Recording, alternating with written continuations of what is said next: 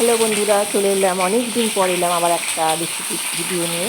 আজকে বানাচ্ছি ওল ভাতে, ওল সেদ্ধ। এটা ভাতে দিলে ভালো হয়, কিন্তু এখন চাল একটু তাড়াতাড়ি ভাত তাড়াতাড়ি হয়ে যায়, তো ওল সেদ্ধ দেওয়া যায় না ভাতে। তো আমি প্রেশার কুকারেই দিলাম, ওলটাকে ছোটো ছোটো করে কেটে নিয়ে প্রেশার কুকারে দিলাম। যেরকম ওল হবে 3টে 4টে ওটায় 5টাও সিটি পড়ে, তো সিটি দিয়ে দিলাম, প্রেশার কুকারে দিয়ে দিলাম, সিটি পড়ছে। আর এখানে নিয়েছি সাদা সর্ষে। এটা ওল হিসাবে নিতে হবে, যে কতটা ওল দিচ্ছেন তার উপরে।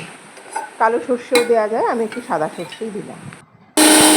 এই যে মিক্সিতে পেস্ট করে নিচ্ছি, সামান্য একটু নুন দিয়ে পেস্ট করলে ভালো হয়, সেটা আর দেখানো হয়নি।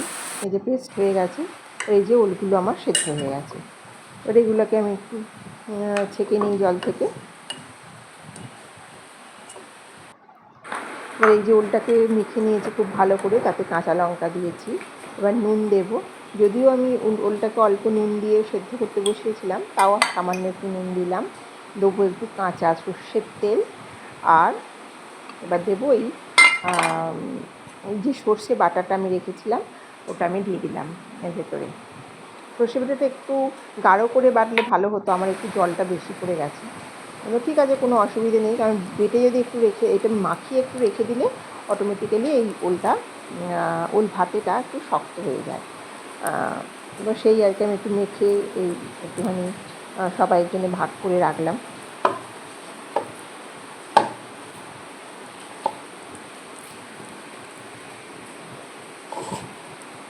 কাঁচা লঙ্কা দিয়ে সর্ষে বাটা দিয়ে এই ওল ভাতে খেতে খুব ভালো লাগে, ভীষণই ভালো লাগে, খুব ফেভারিট, আমাদের বাড়িতে খুব পছন্দের খাবার এটা একটা।